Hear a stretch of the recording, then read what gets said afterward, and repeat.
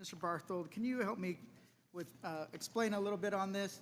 I was just looking at the chart here, and it says that in the calendar year 2027, someone that's making less than $15,000 will see an increase in federal taxes by 18.7%. Is that correct? Yes, Mr. Gomez, and that's a consequence of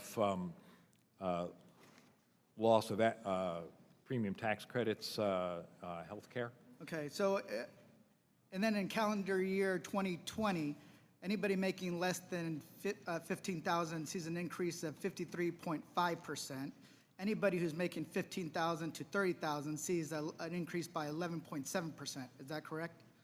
Yeah, what calendar year are we in, Mr. Gomez? 2029.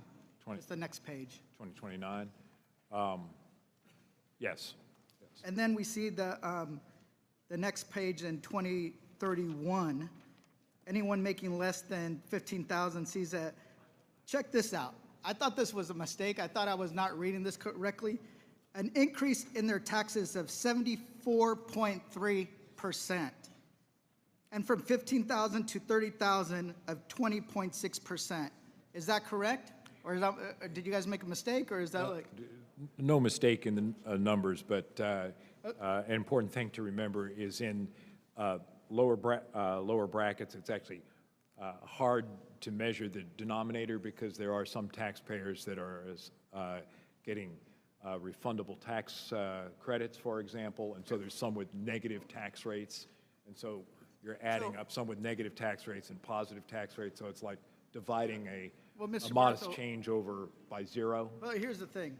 This is what your own tax brackets suggest. And one of the things that we have my Republican colleagues over here saying, hey, we're not doing tax on tips, which we know is actually pretty limited. Oh, we're not going to do X, Y, and Z, but we're screwing over people who are making less than $30,000 a year. And what I actually find offensive is because my parents never made more than $38,000 a year in their entire lifetime after working 4 to 6 jobs a week to make ends meet, right? And then we have Donald Trump and his chaotic, reckless tariff policy that is creating so much uncertainty that it's driving up the cost of living in this country. At first, it was $4,900 a year. Then it became $3,800 a year. Either way, the people at the lower income brackets are getting screwed over by a Republican majority that doesn't give a damn about them. Then on top of that, we know this, the people that are under $30,000 a year are most likely to be on Medicaid, most likely to live in rural areas, more likely to be in urban areas that are the working poor. But then they're bragging about, you know what? The top income brackets make the most money, so we're going to give them the highest amount of refunds. That's insane. And they have no shame about it.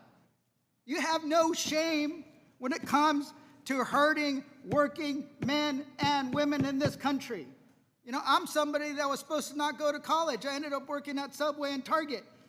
I would make $700 a week working not 9 to 5, but 5 in the afternoon to 9 the next day. I had zero health care. And to me, you would tell somebody in my place, you know what? We're helping you out, just giving you a little bit. But the billionaires are the ones that make the most money and deserve the most help. That's your logic.